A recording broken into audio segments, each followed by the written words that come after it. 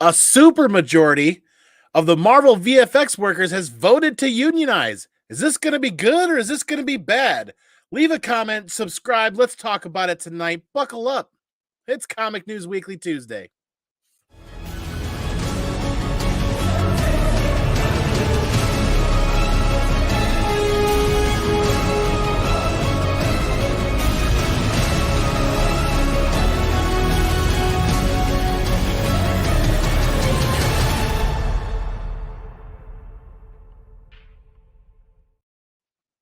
What's good, everybody? Welcome back. My favorite night of the week, Comic News Weekly, Tuesday night, coming at you live from the ComicManAndy Comic Cave and Comic Dojo.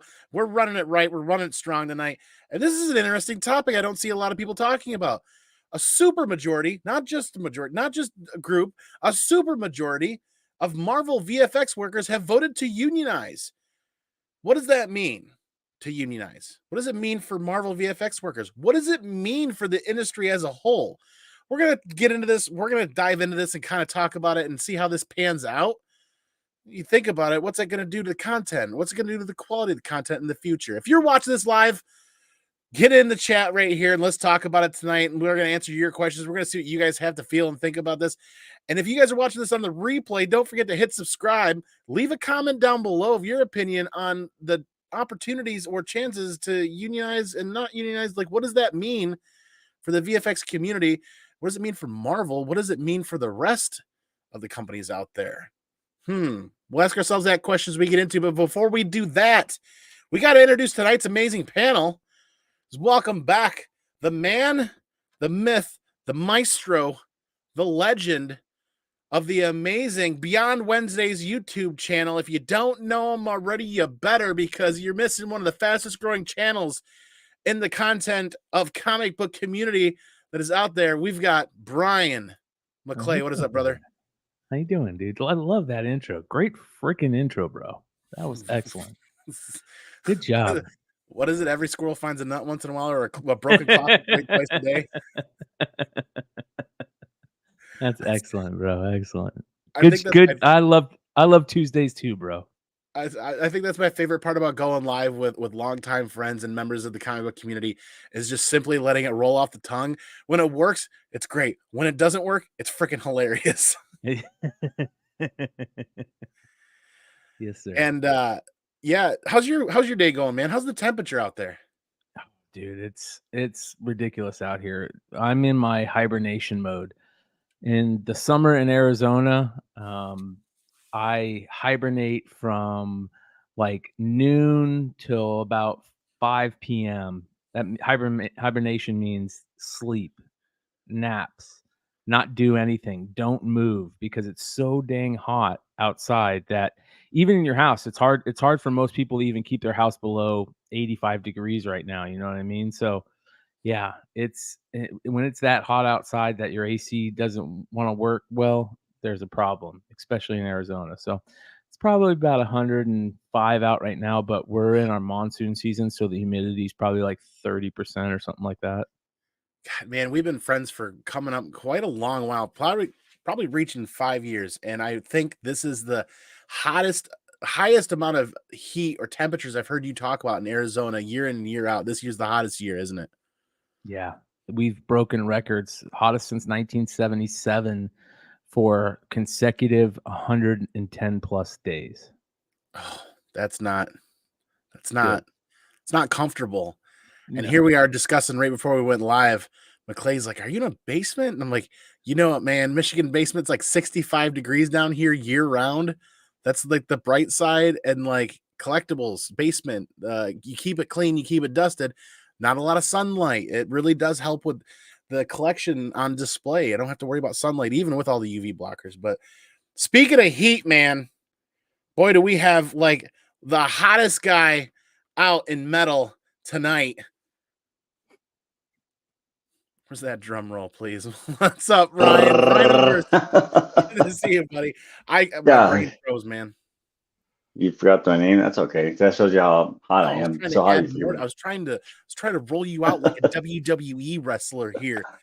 Oh man, it is freaking hot. That's why I went sleeveless. It's like freaking hot. I went to I went and watched Mudvayne on Sunday. It was Mudvayne and Cold Chamber and Guar and Non-Point and Butcher Babies, but I didn't catch Butcher Babies or Non-Point. I got the rest of them. Non-Point's awesome. I love Non-Point. Yeah, we played with them a couple of times. Back in there when they were first coming out. But it was so hot out there, and Guar like sprayed out some pink stuff. And I got there in the middle of their set, and I was like, "Man, what are these people? Are they sunburnt?" But it was just like they had pink stuff. Like Guar just like squirted them all down with pink stuff all over. It was just everywhere, so you could see the ones that were in the pit and the ones that weren't. It was pretty crazy. It looks like they got peed on.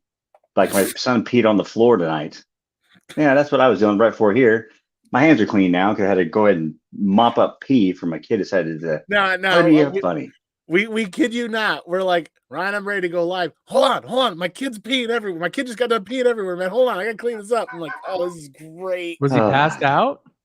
No, he stood up. He's in our closet, and my wife was taking a shower, and I was getting ready to get in here, and I heard her say, "Riker, stop doing that!" And I was like, "We're running in there," and he was had his like shit-eating grin, and I looked down, and I was like, and he's like, "You peed on the floor," and he was just like peeing. I don't know why we went to a pool party, and he'll be 4 in December. And we went to a pool party about a month ago, and it was one of his friends who's a girl, and it's her pool party, and like there's a bunch of parents there and stuff like that. And it was later in the day, and he's like just standing in the yard. All he drops trowel and starts getting ready to pee. I'm like, dude, what are you doing? And I was like, what's that kid doing? Like tackle him and like bring him behind a bush. I'm like, dude, what are you doing? Partly that's my fault because when he first started to learning how to pee, I taught him how to pee outside. And so now he thinks it's cool to go in his bush and pee in the bush all the time. That's awesome. That's what dads do, baby. Oh man. Dude, it's awesome. It's hilarious. Rob Mitchell with a great comment here. We're going to dive into it in a little bit with tonight's topic. But before we get into a couple of the viewer comments, this was pretty interesting because it's been, I think, 2, maybe even 3 different times over the past 12 to 16 months that this has actually come up with the VFX workers, not only from Marvel. I think we touched base a little bit on Sony, but primarily the Marvel VFX workers talking about the work environments, the hostile work environments, the difficult working conditions, the long hours, everything they had to go through.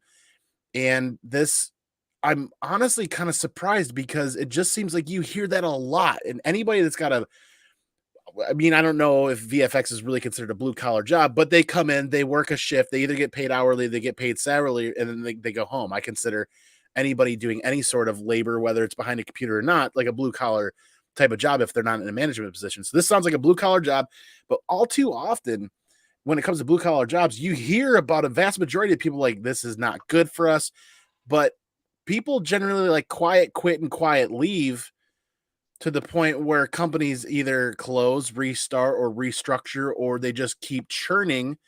They keep that revolving door churning. So I'm honestly kind of surprised to hear that they've done this.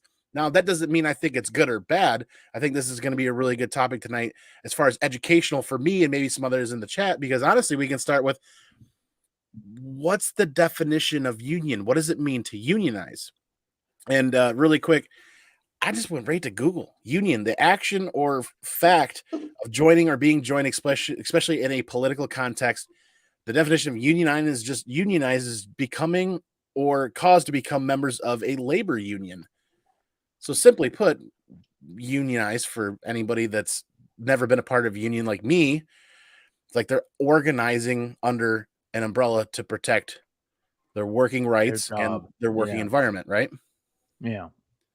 But here's the thing, and me and Andy were talking before the show about this, and he basically asked the same thing, like, is this a good thing? Is it a bad thing? And I said, well, I think for the most part, unions are the idea of unions are a good thing, right? I mean, the people that were working in these big factories and stuff, and these places were getting taken advantage of, whether they were too young, whether they, were working too long, for whatever reason.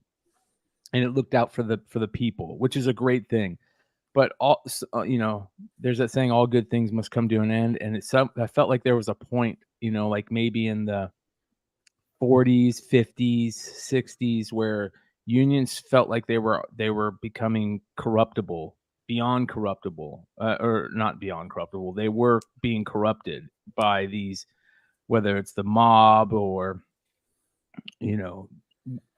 they're being used, and they're using their votes, right? They're using their votes to sway power to do what they want. And then so basically somebody can come say, hey, I'm the head of so-and-so union. You want to do this, we'll give you all of our 5,000 votes if you give us a little bit of this, or if you do this for this quid pro quo stuff, right? And that's what feels like happens for the most part nowadays.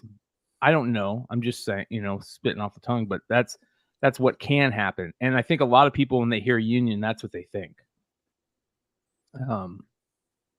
There's a lot. Yeah, there's not as many unions as there were back in the day. You ever went to school and had those trainings on what a union is, and some employers are very scared of them.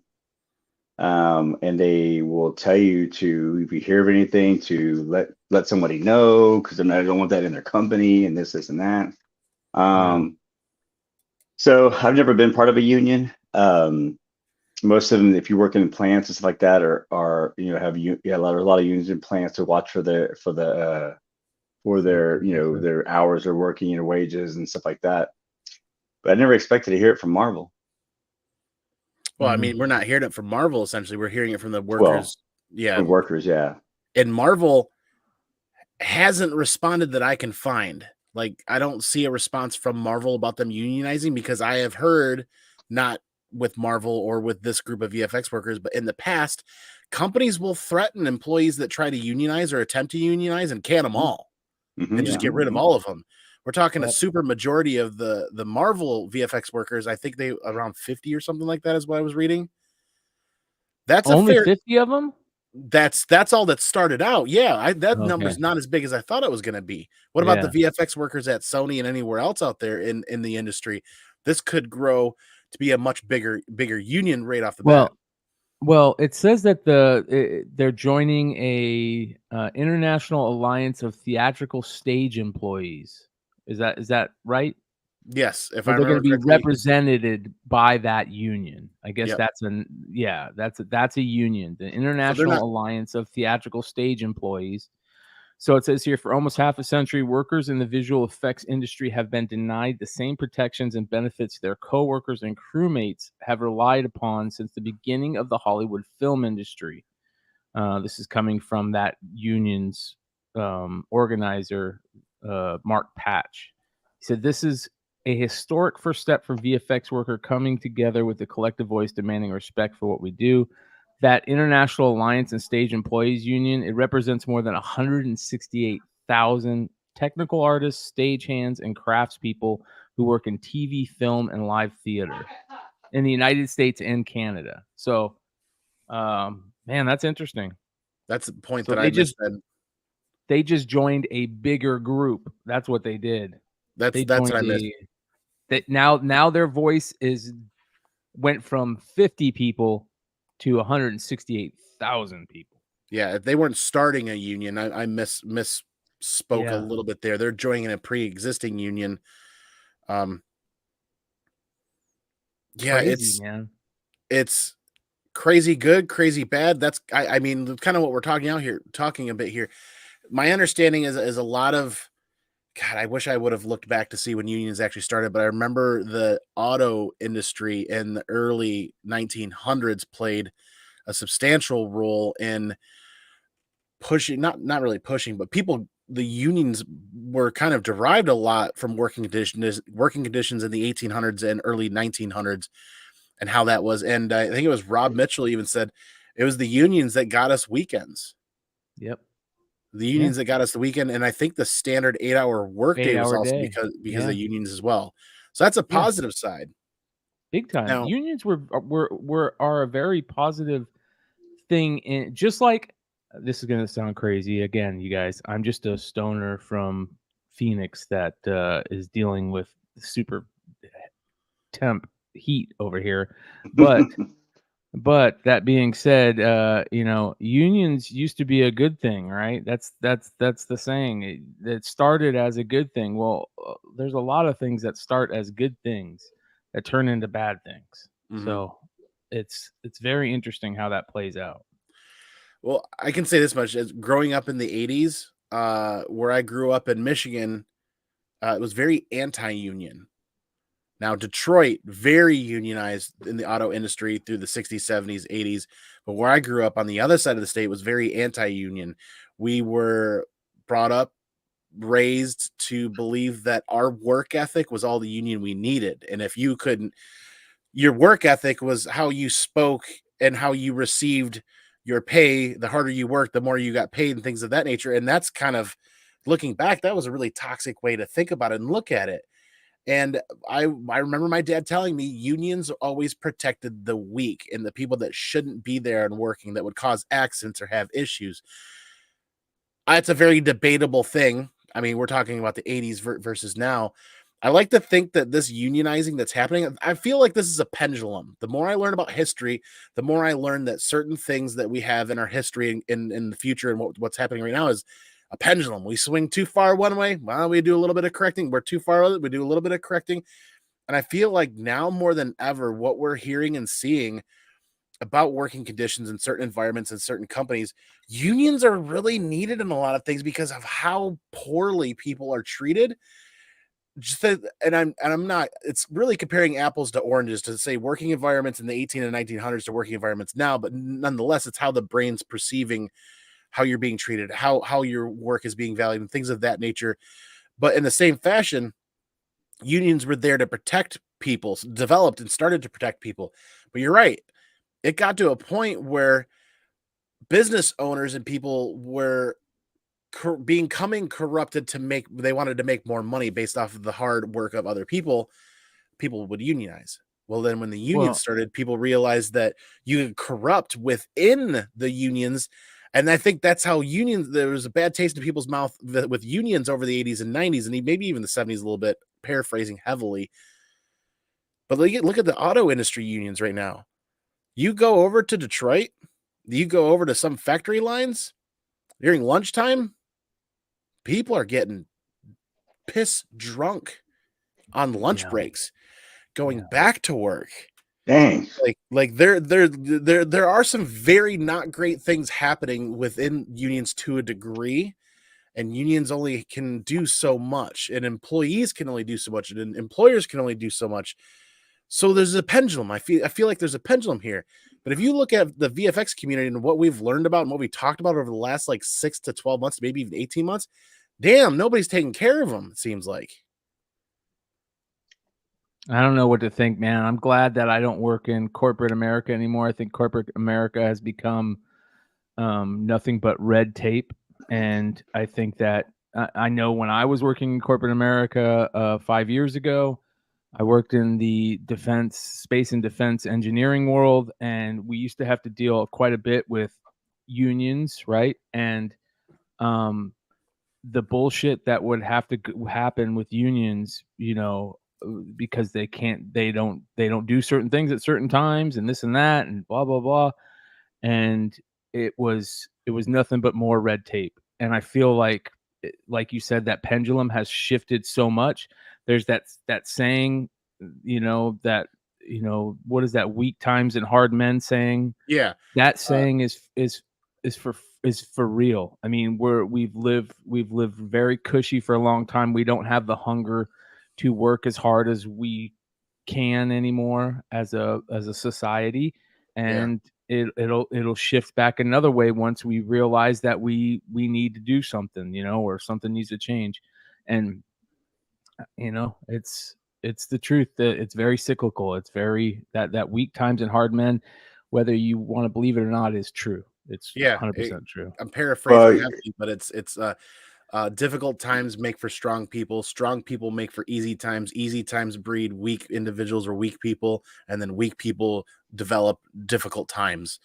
Like Yeah. it's this chain of kind of back and forth. I can kind of see it already in my child who's 6, who already has 10 times more things than I've ever had, not just in physical stuff, but in just in opportunities. And Yeah. the structure and what my wife and I have kind of created for ourselves and what this child is now going to see. And I'm like, I grew up poor and I didn't want that for my child. You're talking about red tape. Like I work in the banking industry, so like the amount of red tape that's in the banking industry is absolutely insane. I mean, and even deeper. I'm in the finance, in the I deal in securities and whatnot, and so the amount of red tape is crazy. And talking to how when I started, I've been in this industry for over 20 years. When I started as a personal banker and I worked my way up. And you had to like you're trying to like grow yourself, or you're trying to, climb up that ladder by working hard, showing that you're going to be consistent to work, that you're going to, you're not going to call in when the times are tough. You're there, you're going through it. If you're hungover, deal with it, come to work, don't call in sick. All those things. I took a little small break and I went independent for a while, and then I went back into the banking sector, and I was floored about the amount of people that would dodge work. I had a client that needed to get an IRA completed. I went to the personal banker and said, "Hey, can you open this person an IRA?"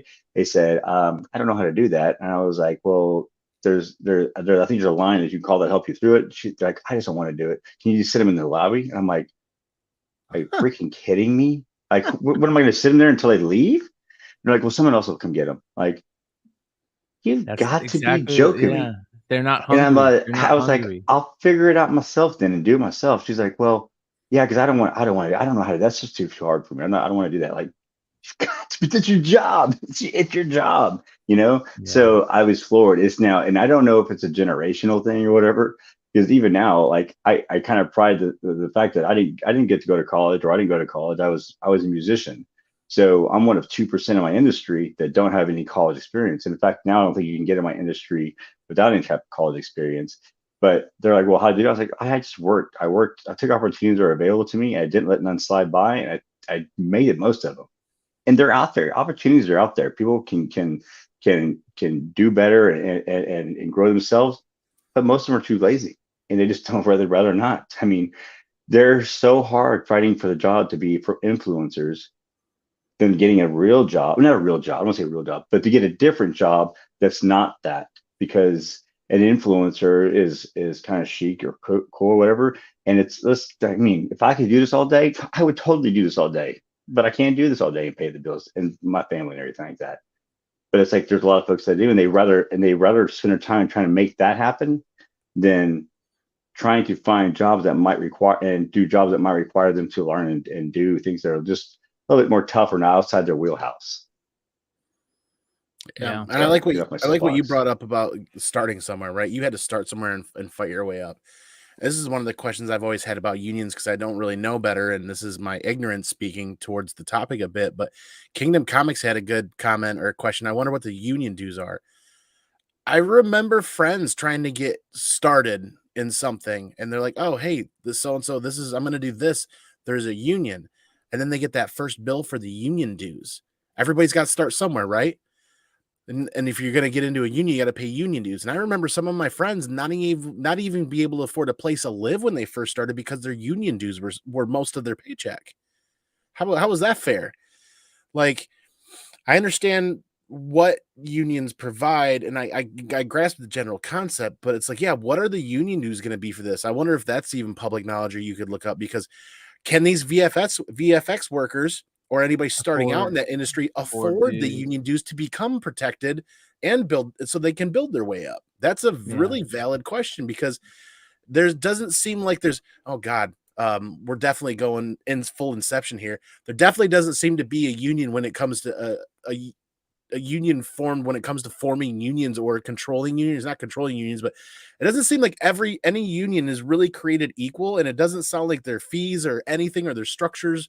Sounds like it's just a whatever they're able to do. And I'm sure there's some federal guidelines, but the auto industry unions and like VFX workers unions and actors unions, they're all going to be run differently to a degree. Now, granted, the work is different, but it's like, where's the standard? Again, yeah. That's an odd people thing. People aren't gonna like the answer. Yeah. I don't know. There is no, the standard is long gone. The standard was forgotten years ago. Well, the thing is, if you have a standard, then you're pushing your agenda on them. I don't know, man. There should be a standard. Like a standard should be the highest level of things, right? And Yeah, but if you're and trying to force someone, that's what you're going to be told. You're trying to push me into a box. You're trying to do. Well, not even Yeah. necessarily that, but think of a standard, like a structure, a president, an operations officer, like just the standard structure. When I talk to friends or people that I know that work in unions, nothing ever sounds the same between the different industries. Oh You know yeah. what I mean? And that's my ignorance speaking of the topic to a degree because I'm taking secondhand information, but still. Yeah. for sure. For sure. Get in It's shape, pay off more your red debt. tape. Yeah, Eat real food. 3 rivers with nothing but red tape here, man. Get in shape. Come on now. Don't use credit. Don't take vaccines. No to digital currencies and IDs. Get away from ideologies. Dump your phone. Start your own business. I mean, I'm sure some people disagree, and I'm sure some people agree with that. Like, obviously, paying off debt, staying in shape, eating decent food, staying healthy for sure. That sticks out. But I'll say this. There seems, and this is again coming from Stoner McClay. You can find more of this at Beyond Wednesdays in the podcast. There is this universal language, I think, out there. And I think that universal language has something to do with love and respect, right? And that includes love and respect for not just, the people that you love, but everybody, including yourself. And when that happens, we're just a meat sack right here, and you have to take care of it. and that's obvious too. We're capable of anything. We're capable of so much more than what humans think that we're truly capable of. And we hear stories about that every once in a while here and there, but the things that humans can pull off are just beyond amazing. And then 3, just don't be an asshole. That's it. To me, just don't be an asshole. Be a decent person, and it's okay to get mad every once in a while, but don't spend too long mad. And it's okay to let somebody know that you're mad at them, but don't spend too long mad at them. That type of thing. To me, those are that's the international language right there. And the reason why I think that is because there has been something greater than me, greater than anything that I've ever witnessed, tell me that. And whether you want to call that God, whether you want to call that DMT, whether you want to call that human intuition, whatever you want to call it, it's the universal thing across all those, right? Every religion, every drug that you take that gets you into some weird mode tells you the same exact thing. Don't be an asshole. Treat yourself, treat your meat sack good, and you're capable of more than you'll ever know. I am a meat popsicle. Yeah, it's so true. Staying right with the universe, so to speak. I mean, everybody's got a process, like you said, but I really hope somebody's watching this on the replay in the very short future that works for a union can fill in some things and kind of speak about that a little bit, because there are certain sections of this country and maybe even the world where you can't live, operate, or do anything unless you're in a union. And I've never experienced that, and I don't know what that's like, but I'm really hoping and praying that this is a very positive change for these workers. Not only that, but for the industry as a whole, because if the unions run in a healthy fashion, the employees are taken care of in a healthy fashion, what do you think is going to happen to the quality of their work? Yeah, especially for Marvel VFX. After what? She-Hulk, and how many times have we talked about VFX from Marvel end of things over the last year and a half? It seemed like an every other week topic, to be honest with you. And I wonder, like, how much from them doing this type of work that they'll be like, we started finding out about like CTE from football players and whatnot. Wonder what kind of things will come out from this video screen, TVs, their computer screens and whatnot, and being doing this work so many hours. They're saying they're working these long hours, 7 days a week. You know, they have these blue shield blockers, whatever they are, for the computer and whatnot for your eyes. Something's gonna come up where it's like, because I was in front of a computer screen, I got carpal tunnel and I got this thing in my eye. Well, for sure, a lot of advancements can be made in the care and quality of somebody's health and their work environment if somebody's there to protect them and take care of it and pay attention to it. One person that has an issue with something doesn't necessarily make that issue a thing for the company. One person that's part of a union says, hey, something's weird here at mine. How about the rest of you guys? Oh, 80 other percent? There's a voice right within that union. And that's what McClay is saying, that these guys joining this other union turns them from 50 voices into what, 100, almost 130,000 voices, McClay. It really gives them, not like, I don't want to say necessarily bargaining, but if there's an issue, people are going to hear them. Then they'll have support. Whereas those 10, 15, 20 people, maybe a small portion or maybe a larger portion, and in Marvel that have an issue, what do you think Marvel's going to do? They're either going to turn and burn or churn their employees and just keep chucking it out and delivering a subpar. I'm going to stand on this horse, a subpar product. And that's what Marvel's been in the last year and a half on screen, is a subpar product, if not longer. I mean, you can debate and tick away at that even more if we wanted it in another show, but my heart of hearts and my prayers feel like this is going to be a good thing overall for not only the people working in those conditions, but everybody taking in the content, because that's what we're doing, is paying for Marvel content. What about Sony VFX? What about Paramount? What about I don't know about Paramount. I don't know. What about all the other big band companies out there that are utilizing or third party in this stuff, that they could be a part of this union too? Yeah, I mean, Marvel's been pumping out that stuff. They're the ones that this is all going to stem from, because the amount of stuff they've committed to and they're trying to keep up with. Well, if it breeds competition, what does competition within the market do? Competition's going to breed higher quality products, right? Because You hope so. People aren't going to want to buy a subpar quality product that's out there if there's a better one, right? Yeah. You hope so. We'll see. I don't know. I really do hope somebody watching this on the replay can chime in and leave a comment down below. There's been some great comments here on the live from Kingdom Comics and Rob and Three Rivers. We really appreciate their insight. Every week you guys are here. That's phenomenal. Like I said, I, for one, did not get to grow up in that union environment or experience it, but my fingers are crossed. I'm in a very lucky situation, or a very particular situation, where the industry that I work in does have unions, but the company I work for is one of the last remaining family-owned companies in this industry, and their core values and their ethics are exactly what I look for, and they do a fantastic job. They kind of follow that same mythos, or not mythos, but that same belief of Richard Branson and a lot of the other companies in this mindset, where you take care of the employees will take care of your customers, and your customers will return.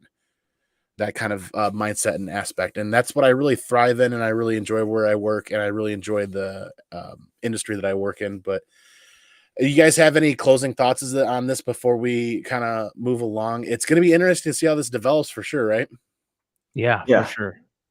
I like to see what comes out of this, because it'll be something it'll be changing the future. Yeah, I've not seen anything from Sony or Lucasfilm or anywhere else, because how many VFX artists does Lucasfilm employ? Probably a lot more than Marvel, in my opinion. Well, I don't even want to hazard a guess. I know. Yeah, there you go. That's your problem. You start bringing up questions here. It's like, oh, great. Yeah. Now we're getting deep into this, and anyways.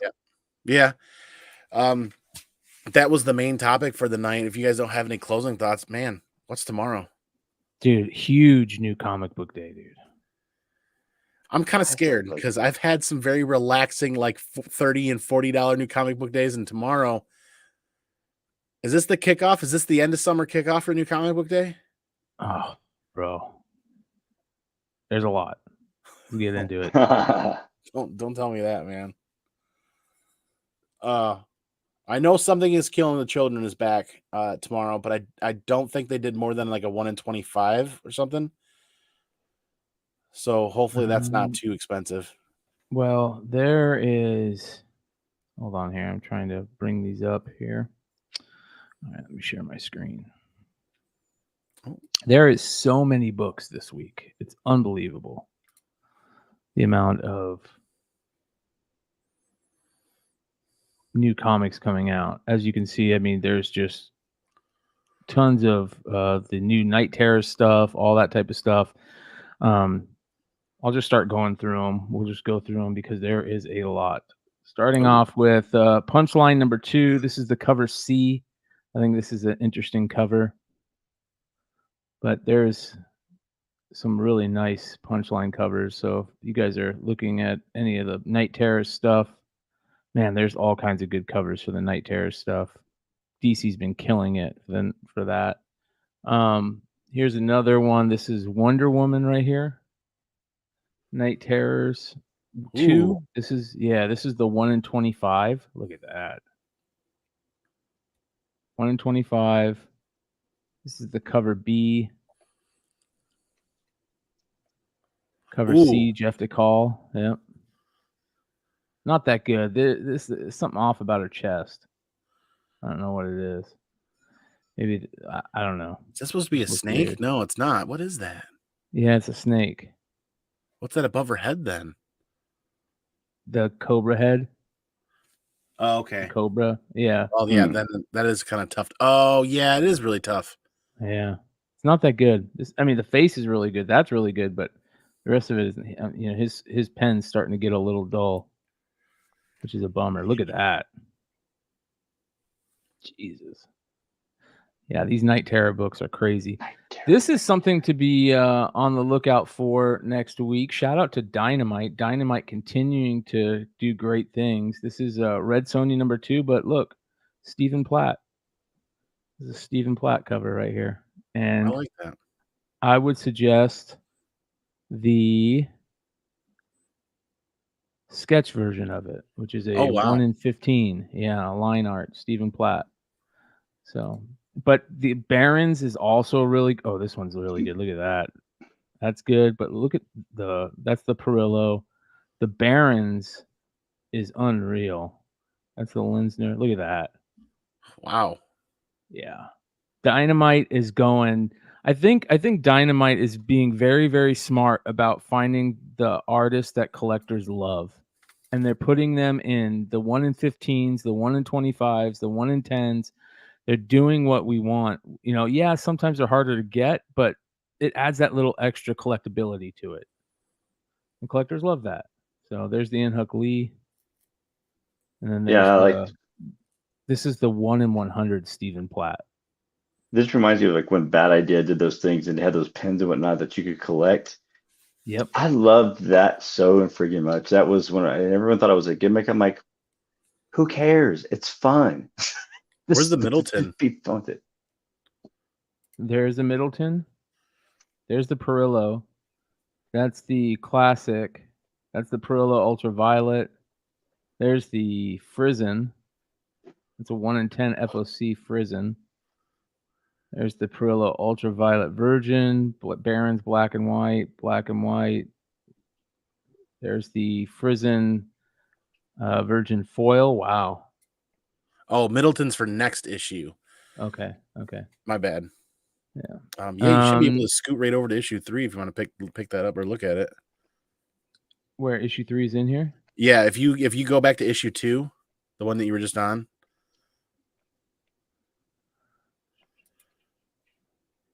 That's what I like about League of Comic Geeks when you're on a title and you're on like a specific Now when you do that, click on the tag yep, there you go. Right there. There's your issue 3 and you can look at the covers for next month. Ooh, look at that Barons. Is that Barons? I think that's Barons. Yeah, Barons. Bjorn Barons. He's Bjorn Barons. Yeah. That guy's I love his art. That's a Perillo right there. Holy cow.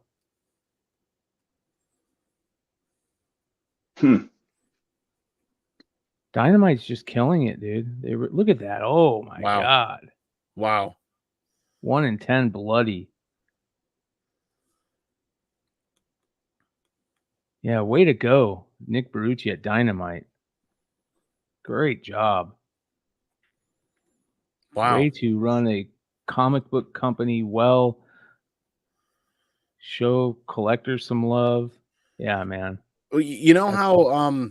everybody kind of talks about Dynamite, and I think there's one other one where it's basically a lot of covers of Vampirella or Red Sonja, and That's they're Dynamite, yeah. scantily clad. I think there might be one other publisher with Oh, another title. Xenoscope? Merc? Yeah, Zetascope. But Yeah. here's the thing, like especially like Red Sonja or Vampirella is, as humans, we're all slightly different, right? We're all kind of unique, and we're individuals.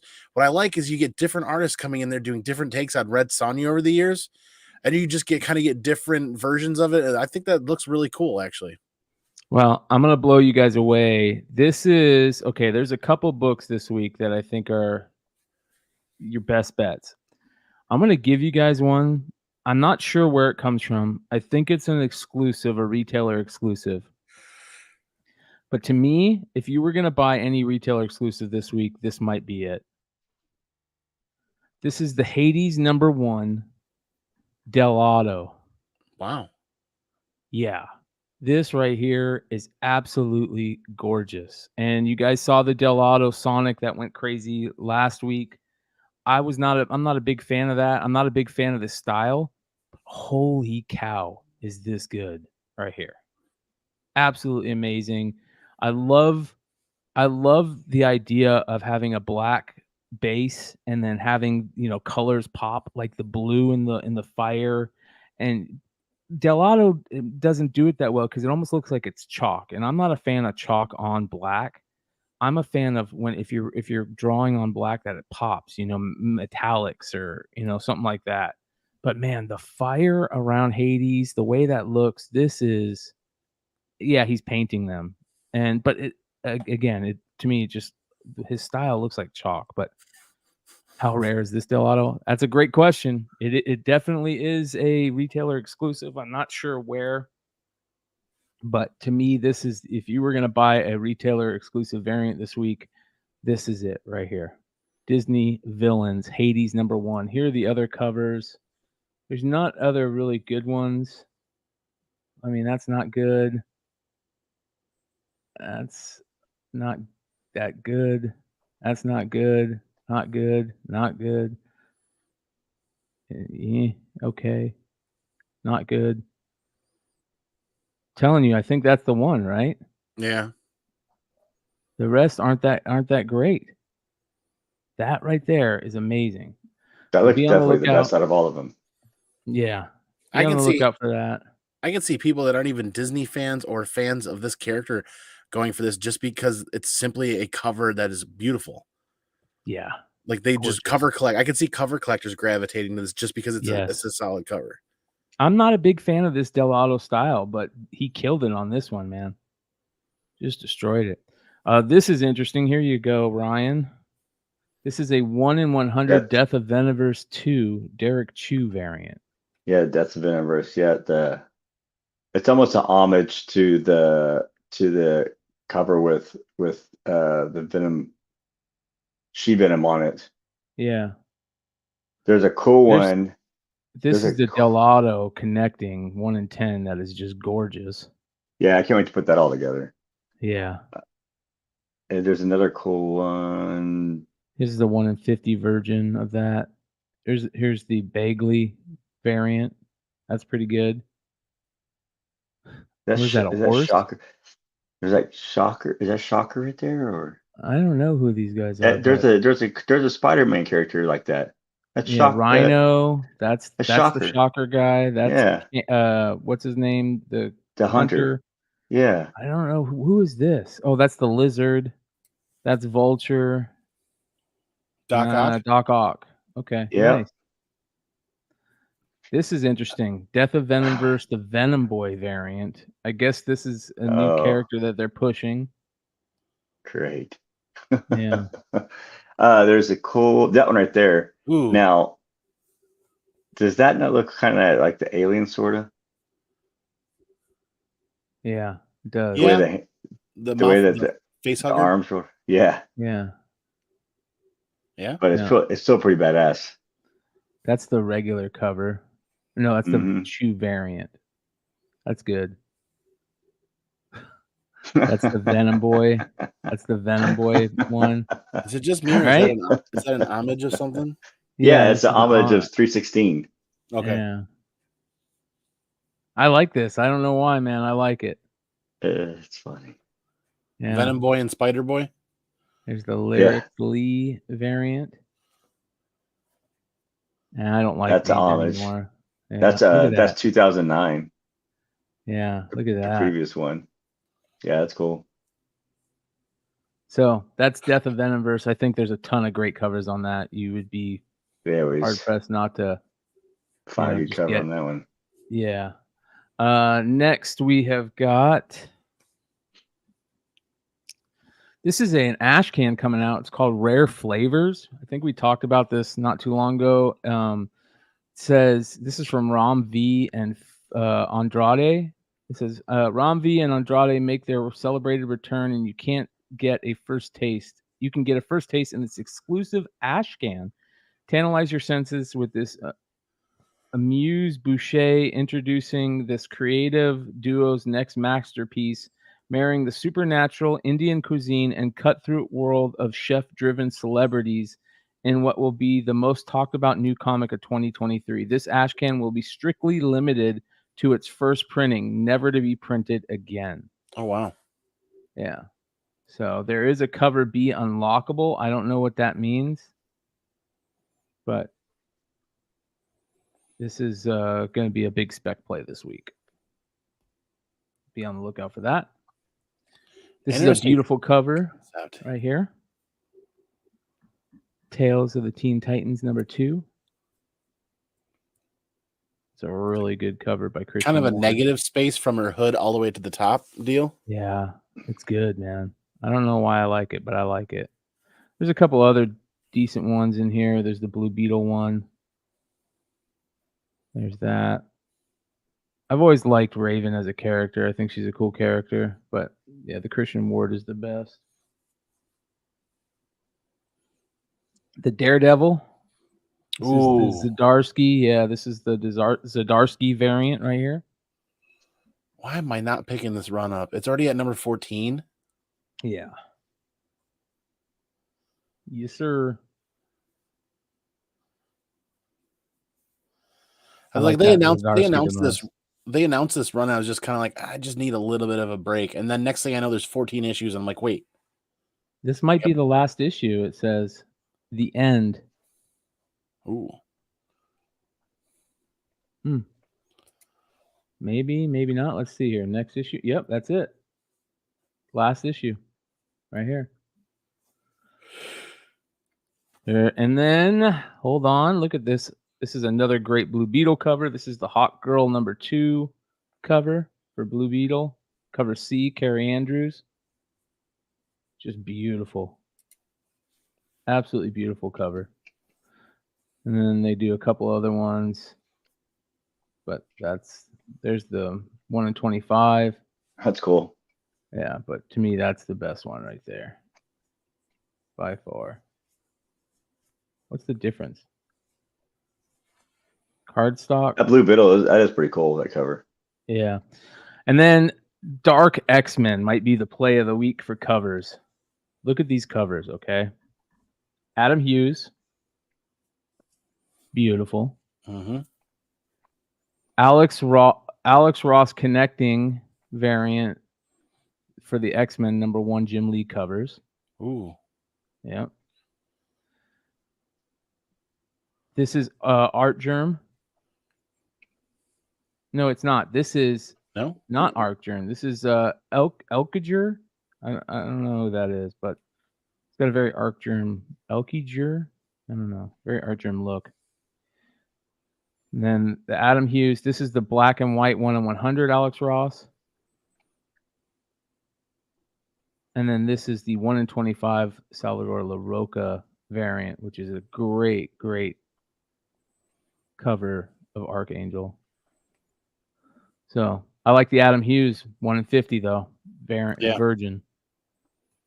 Beautiful. Wow. And then keep going. Hold on. We got Sonic. Great 63. A cover this week. Look at that. Killer Sonic cover right there. And this is just the A cover. Here is the B cover. And then there's a 1 in 10, which I think is a great play on any Sonic. Yeah, so I would get the A and the 1 in 10 on that one. Harley Quinn. This is black, white, and redder. Whoa. Number 2. Yeah, this is the Joelle Jones variant. Gorgeous. That should be a print. And then this is the 1 in 25 Annie Wu variant. So be on the lookout. It didn't click over. Oh, it didn't? Do you see it? Yeah, the red one now. Okay. Yeah. I kind of like that. Yeah. Just like a panel of blood, and she's just wiping away enough so you can see it. It's a really cool take on a negative space. That's the main cover right there. I'm not a fan of it. But and then this is the Cull number 1. This is the A cover. Look how good this is. Yeah, absolutely amazing. Beautiful. It's a horror right here. Yeah, and this is the Cull Will Shrike variant for Wow. Shout out Hive Comics and Bird City. The Birds and the Bees variant. They teamed up, Bird City and Hive. Yeah, they have a thing that they do called Birds and the Bees. So they team up on certain books. Yeah. That's dope. Right? I thought so too. Old Wolf. So. And then the Cull. We've got more. I like saying it. This is interesting to me. These guys reached out to me a while back on for Beyond Wednesdays, asking me to take a look at the series, and I did, and I really liked it, so I wanted to bring it up. They got issue number 5 coming out. It's called the Santos Sisters, and it's out of American Nature, but it's got a really cool Archie look to it, but it's also got a cool like superhero design on these 2 sisters, the Santos sisters. It says finally a comic for Generation X. Number 1 was 56 pages. Oh wow. And yeah, so it says North American art phenomena Greg and Fake are back with 56 pages of cartooning hot sauce. This one's about spicy Latin superheroines just doing their fucking best. A stunning yet disposable object offset print on newspaper in glorious color. So it's got that old feel to it, and it's just very cool looking. Old Wolf says Portuguese sisters, I'm in. So there's the second printing of it, and there's the first printing. But if you go through each one, I'll go through each one for you guys. You can see the covers. Very, very cool stuff, man. It's called the Santos Sisters. Very Archie-like, yeah. Very Archie-like. You know, the big, everybody's talking about Dwellings right now, and this kind of has a little bit of feeling of Dwellings, how it has like the darkness, the dark humor. It's got the old school look to it, the cartoony look, right? There's number 3. I love this. It's a very the internet was a mistake. It's just, I'm a big fan of these guys. So I suggest you guys check them out. They're on issue number 6. You can go back. I think you might be able to find if you take a look. Wait, that's the one. Yeah, we talked about there being a fidget spinner and the ship is a fidget spinner, and what else? Yeah. Yeah, man. Super cool, dude. The Bridget spinner. And then this is issue number 5.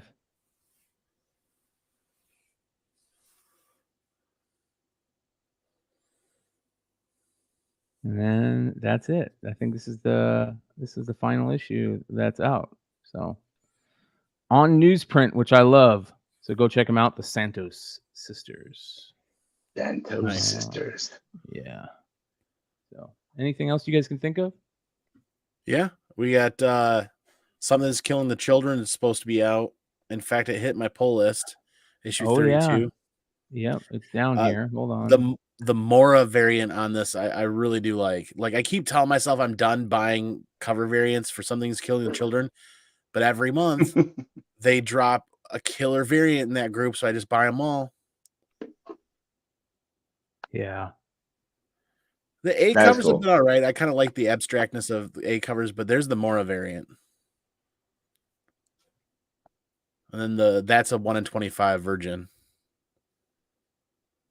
Charlie Adler, look at that. Which is really cool to see him on it. Something's Killing the Children cover. Yeah, it's a 1 in 50. Wow. That's the 1 in 50. Cover reveal. This is the FOC Bagara variant.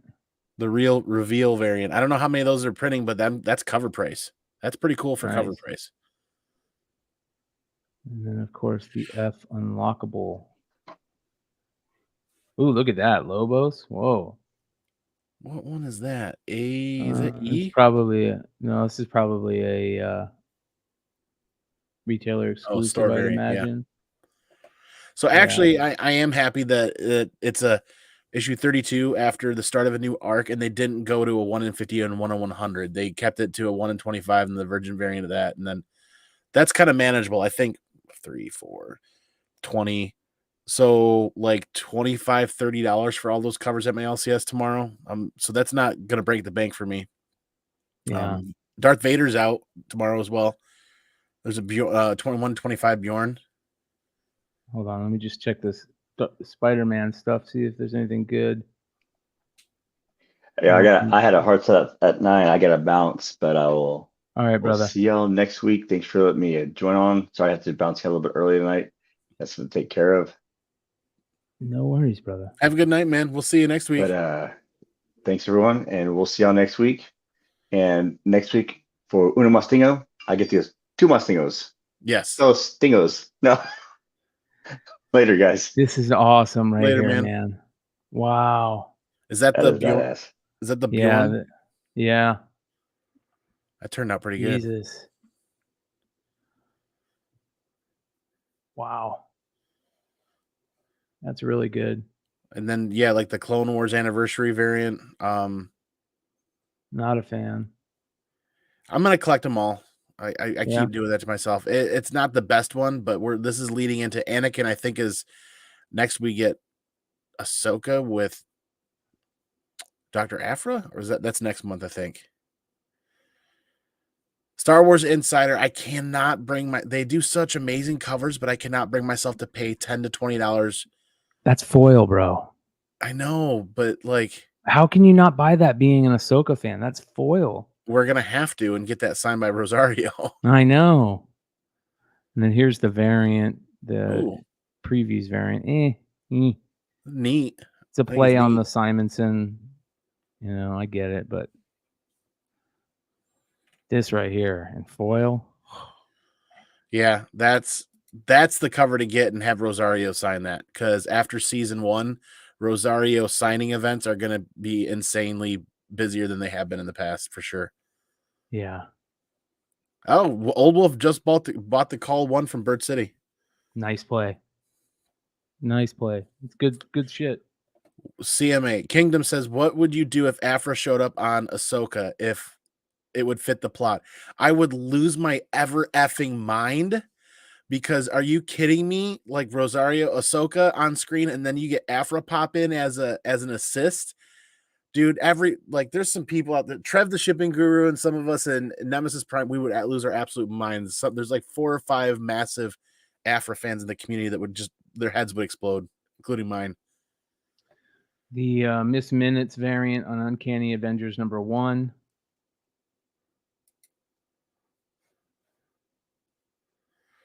And then more Alex Ross. Void Rivals 3 is out too. Yeah. Here's the other half of the Alex Ross connecting variant. That's a great, that's a great Rogue variant right there. Who's on that one? Or, well, who's the artist on that one? This is Rico?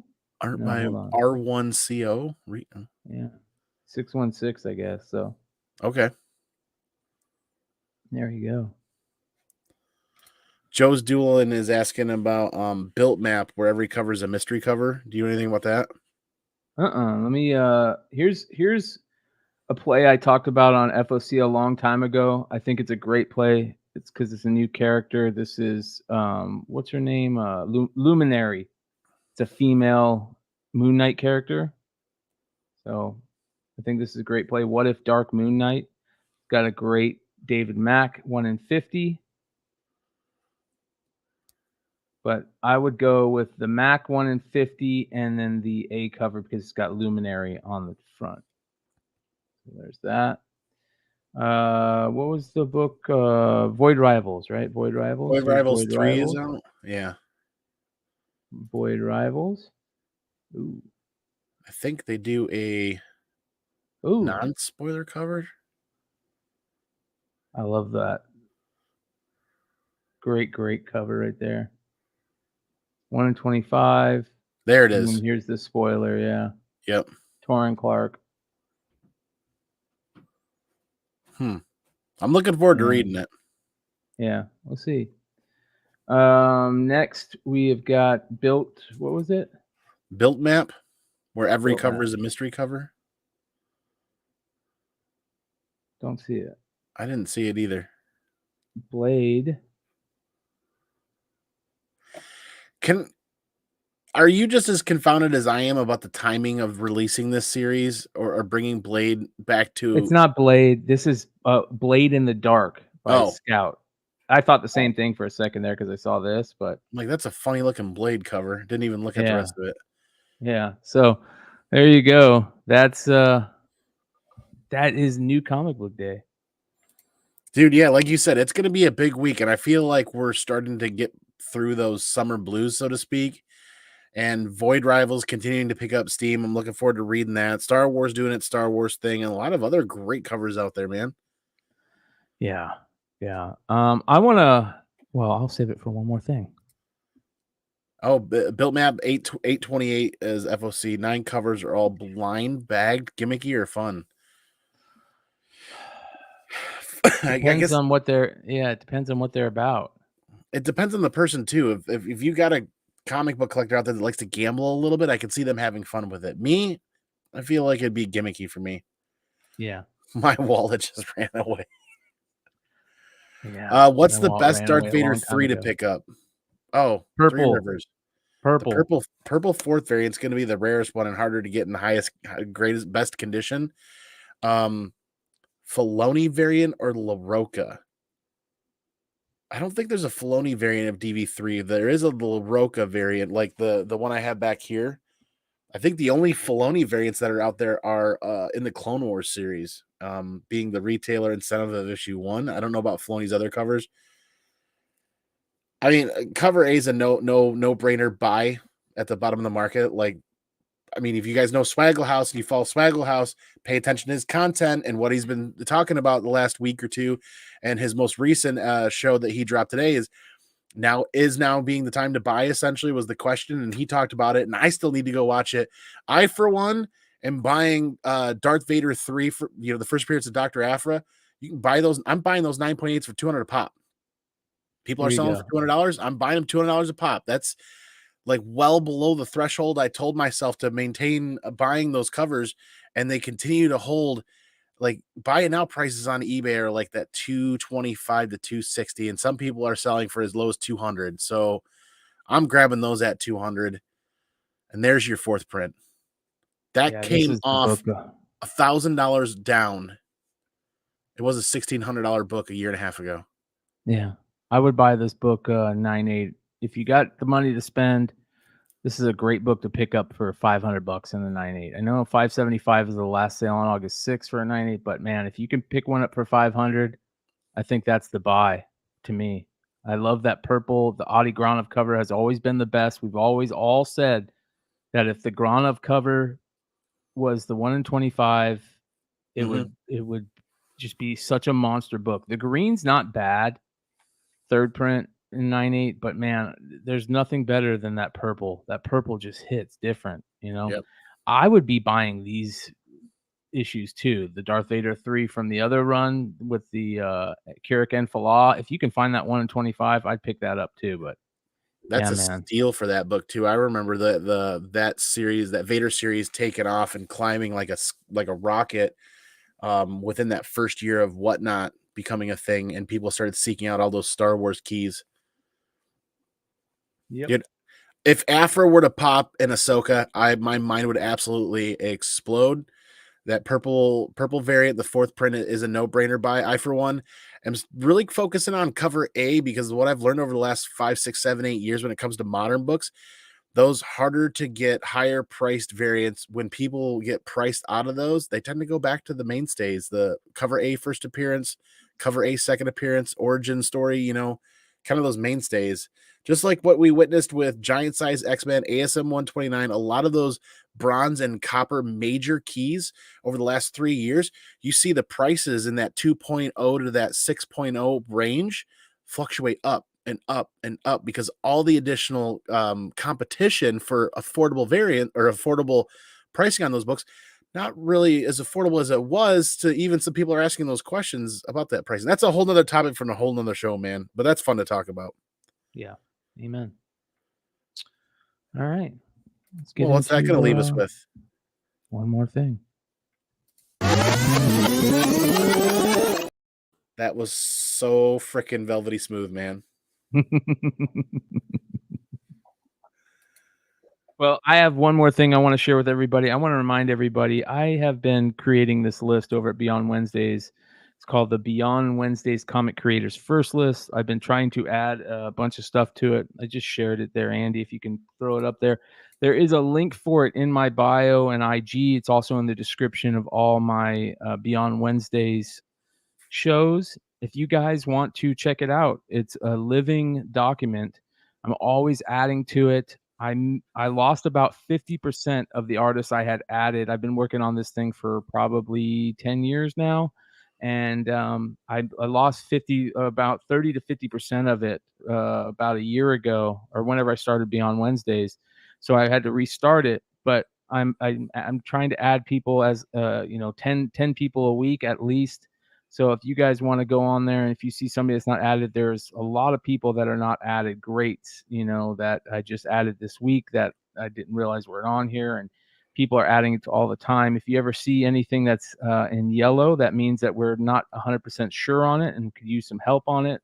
But if you ever want to add to it, all you have to do is there is a thing, comments. So you can go, these people added comments like, recently Robert asked me to add Stephen Platt, and I'm like, I can't believe Stephen Platt isn't there. So I went down and I added, of course, Stephen Platt. Where is he? There he is, right there. First work, Moon Knight number 55, of course, and his first cover, Agent 30 #1 from August of 1993. So there you go. Of course, John Pound was the famous Garbage Pail Kids artist. First work, Gory Stories Quarterly #2, first cover. It's either Last Gasp, No Ducks, or Commies from Mars, one of the two. So this is just basically the type of stuff that I love. I always collect creators first, and I love to learn stuff like this. I just picked up the Pablo Villalobos firsts the other day. They were expensive, but I got them. His first solicited cover was Sever Souls #10.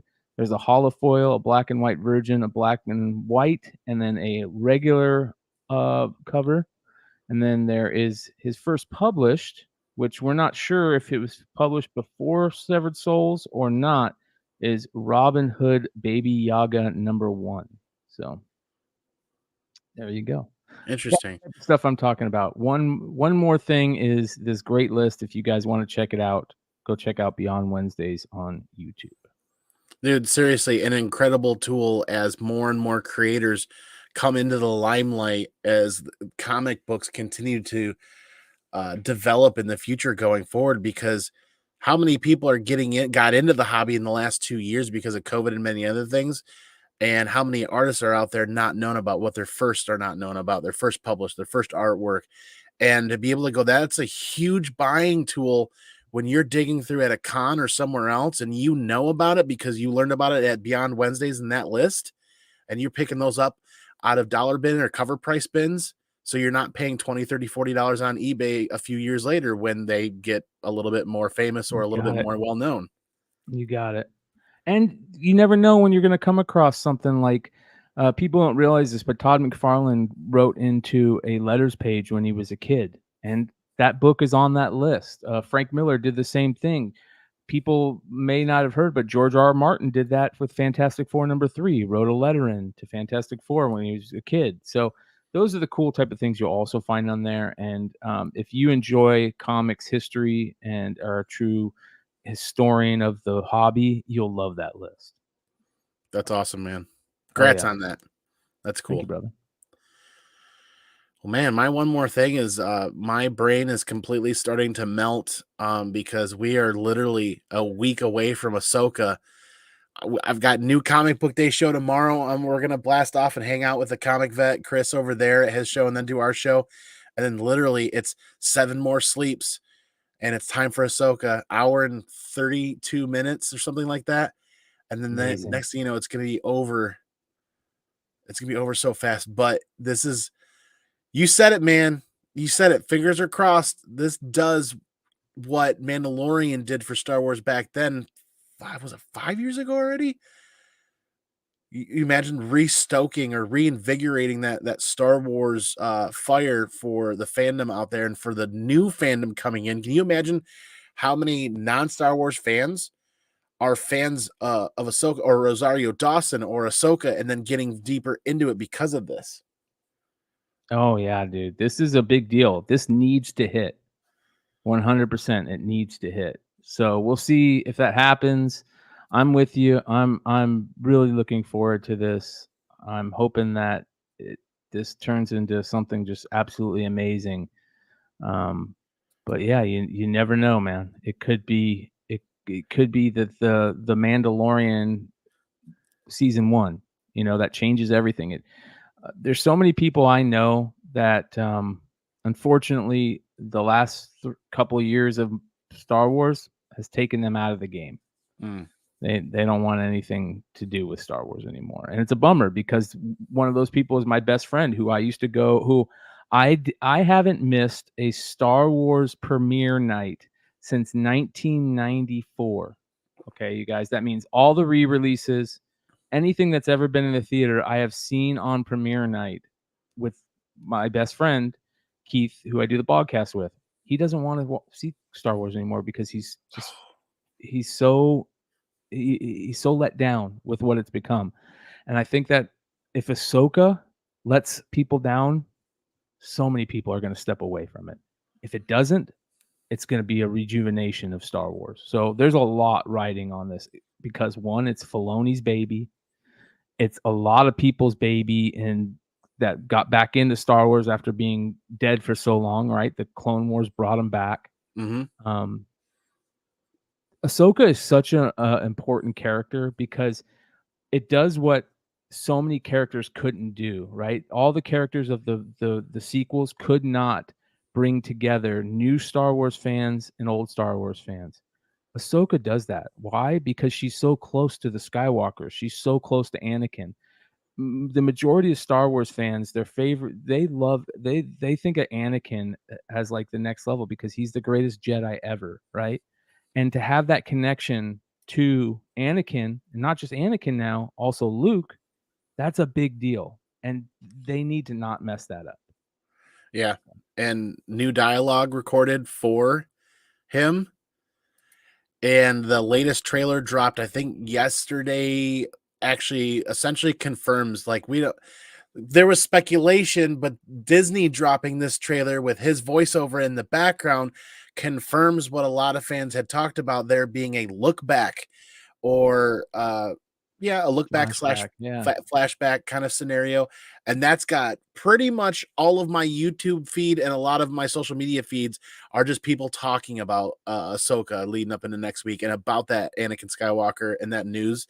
And it's giving me goosebumps just thinking about it, because what's going to happen for me as a fan, I'm going to be transported back to Star Wars Rebels and to Clone Wars and reconnect with that core group of cast members and characters that really invigorated us, like you said, new fans into Star Wars. Yeah, I watched the original films growing up as a kid, but was I the fan that I am now? No, it was Clone Wars and Rebels that really crafted us into that fandom. Yep. Yeah, you're right. Yeah, and that's another thing. And she's badass. There is not enough women badasses out there for all of the girls that love reading comic books, that love Star Wars, that love sci-fi. And Ahsoka's on the forefront, and I think Ahsoka's blazing the path for Dr. Aphra, another amazing female lead in the Star Wars universe. But man, you figured they're hiding something. Oh man, but that's a whole nother episode. Kingdom, thank you, Kingdom, Three Rivers, Chad, everybody, JLS that has been here everybody's been here the whole time or stopped in. Chris, the comic vet, will be there with him tomorrow on New Comic Book Day, as well as our own episode of New Comic Book Day over here. I can't wait to see what you guys drop for Beyond Wednesdays, McClay, man. Been a hell of a show tonight, man. Yeah, good show, man. Good stuff. I love Tuesdays. I love any day that we get to podcast. Podcasting is fun to me. It's my hobby. It's what I enjoy doing. So anytime that I'm able to do it, I have a good time. Hell yeah, man. You guys make it worthwhile every time. Fantastic. I love it. Yep. You guys know how we're gonna how do this. What? Speaking of podcasting and going live, you guys know how we're gonna end this, right? We're gonna go peace out. We're gonna go pinkies out. We're gonna catch you on the flip side for the next one. Remember, the most important part all day, every day. Stay original and take care of each other, because we are all we have. Peace out, everybody. Double up, double up, double up. The money I color, color.